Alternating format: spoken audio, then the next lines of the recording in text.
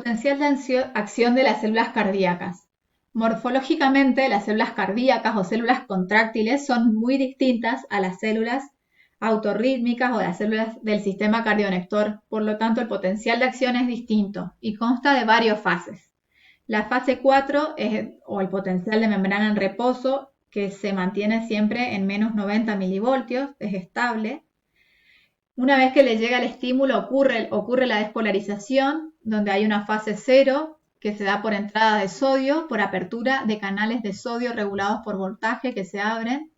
Luego viene una fase 1 de repolarización inicial o repolarización temprana o transitoria, que se da por el cierre de los canales de sodio y apertura de canales de potasio. Entonces sale potasio de la célula. Luego viene la fase 2 o meseta, tan característica del potencial de acción de las células cardíacas, donde se abren canales lentos de calcio regulados por voltaje y se cierran los canales de potasio. Esta fase 2 o meseta es lo que permite el acoplamiento de la excitación eléctrica con la contracción, es decir, este calcio que está entrando por los canales lentos de calcio durante esta fase va a generar después la salida de más calcio por el retículo sarcoplasmático y va a permitir la contracción. Luego de la fase 2 viene la repolarización, donde los canales de potasio tardío se abren, ¿sí? Hay salida de potasio, y esta sí es la repolarización final y definitiva. Entonces, en verde está representada la despolarización, en rojo la repolarización, el periodo refractario, que es importante para evitar que el músculo cardíaco se tetanice, y la contracción, el acoplamiento excitación-contracción, que se daba entonces porque los canales de calcio que se abren en esa fase 2 median lo que está llevándose a cabo en la membrana celular en forma eléctrica con la contracción que ocurre en toda la célula cardíaca. Entonces, el potencial de acción que se origina espontáneamente en las células marcapaso del corazón entra en la célula contráctil, se mueve por el sarcolema, por los túbulos T, donde abre los canales de calcio regulados por voltaje. También se llama receptor de dihidropiridina. Entra en la célula y el calcio entra en la célula y abre los canales de rianodina en el retículo sarcoplasmático. Este receptor de rianodina que se activa por unión de calcio es distinto al de la célula esquelética porque ahí se abría por una acción mecánica, ¿sí? Acá es porque el calcio se une. Eso va a provocar que se libere calcio, ocurre una chispa de calcio que sumada genera una señal de calcio donde el calcio lo que va a hacer es unirse a la troponina para iniciar la contracción.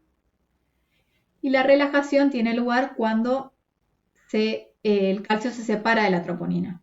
Entonces tiene que ingresar de nuevo al retículo sarcoplasmático, para lo cual hay una proteína que se llama cerca, es una proteína, una bomba que utiliza ATP, y pegada a cerca hay otra proteína que es la fosfolamban, que inhibe levemente el ingreso de calcio al retículo sarcoplasmático.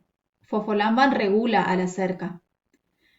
Pero cuando fosfolamban se fosforila, deja de inhibirla y el ingreso de calcio al retículo sarcoplasmático se hace más rápidamente. Entonces, para repasar, el calcio ingresa al retículo sarcoplasmático a través de cerca, que es una bomba de calcio que necesita ATP. Pegada a la cerca está fosfolamban, que regula su actividad. Hace que el ingreso de calcio esté levemente inhibido. Ahora, cuando fosfolamban se fosforila, deja de inhibir a la cerca, entonces la recaptura de calcio se ve acelerada y la relajación se da mucho más rápidamente. El calcio también sale fuera de la célula, se intercambia con 3 sodios y después el sodio vuelve a salir de la célula por medio de una bomba de sodio ATPase. ¿Sí? Entonces para la relajación necesitamos energía.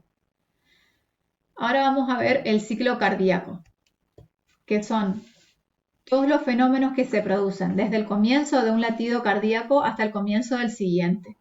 Cada ciclo se inicia por la generación espontánea de un potencial de acción en el nodo sinusal y consta de 2 periodos, la diástole, que es el periodo de relajación, y la sístole, que es el periodo de contracción. A su vez, todo el ciclo cardíaco se puede dividir en diferentes fases. la de llenado ventricular pasivo, la contracción auricular, la contracción ventricular isovolumétrica, la eyección ventricular y la relajación ventricular isovolumétrica. Entonces, esto representa las aurículas como bomba de cebado. Esto representa la aurícula derecha, donde llega la vena cava superior y la vena cava inferior.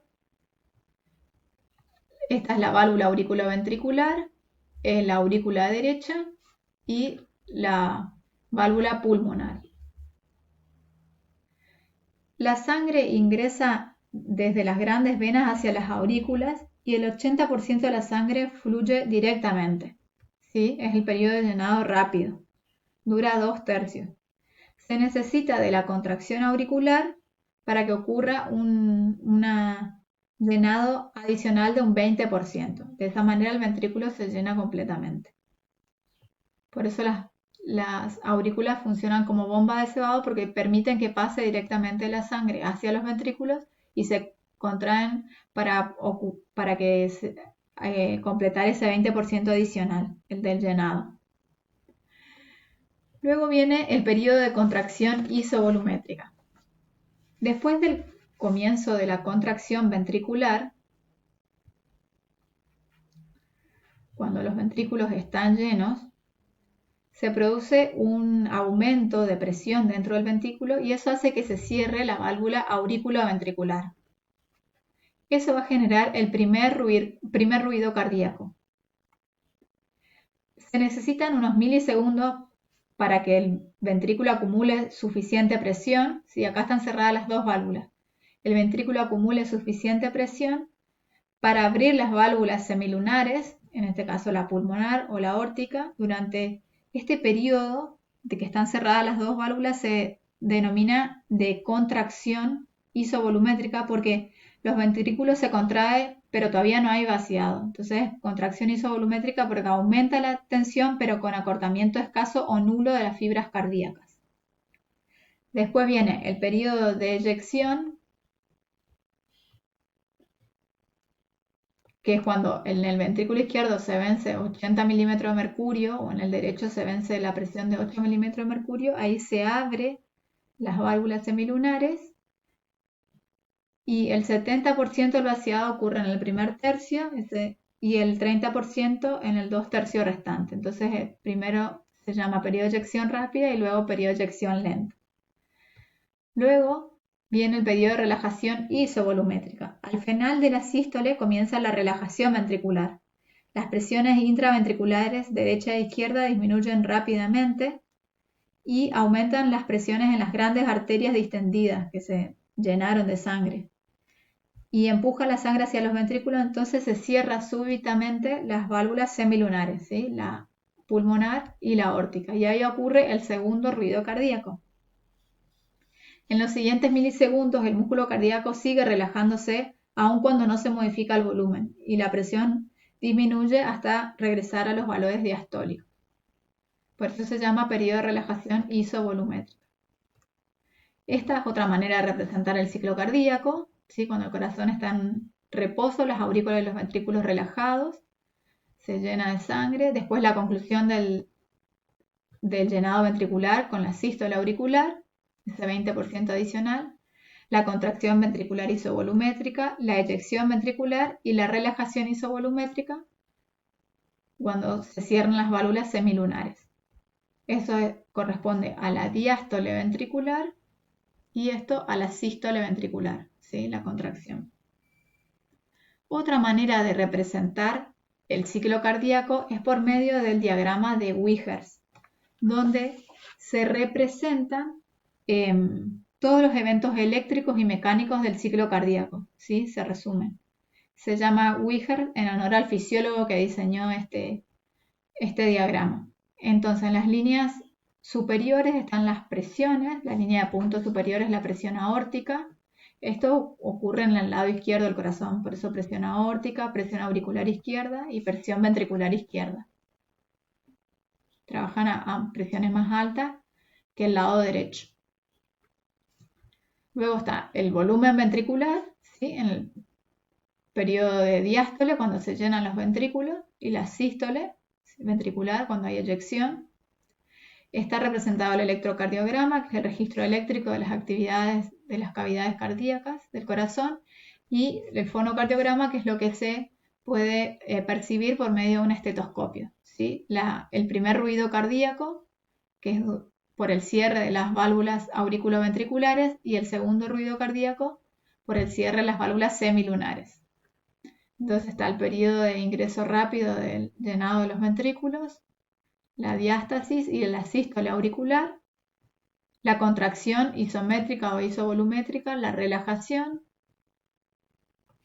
Y esta es otra manera entonces de analizar el ciclo cardíaco. Los volúmenes ventriculares. El corazón, al final de la diástole, cuando está lleno el ventrículo, el volumen telediastólico es de 120 mililitros. Luego ocurre la sístole ventricular, donde se expulsa la sangre y lo que se eyecta es de 70 mililitros. Y queda el volumen telesistólico al final de la sístole, luego de la contracción, quedan 50 mililitros. No se expulsa toda la sangre que hay en el ventrículo en condiciones de reposo y condiciones fisiológicas.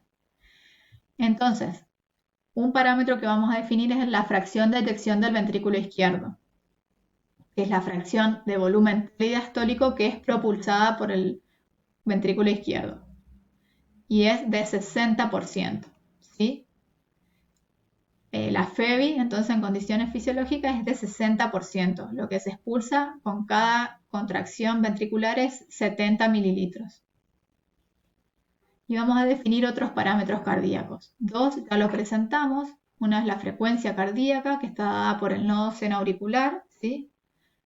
El número de latidos que ocurren por minuto, que es 72 latidos por minuto. Y el otro es el volumen sistólico, que es el volumen que se expulsa con cada contracción ventricular, con cada eyección. El producto de estos dos parámetros es lo que va a dar el gasto cardíaco.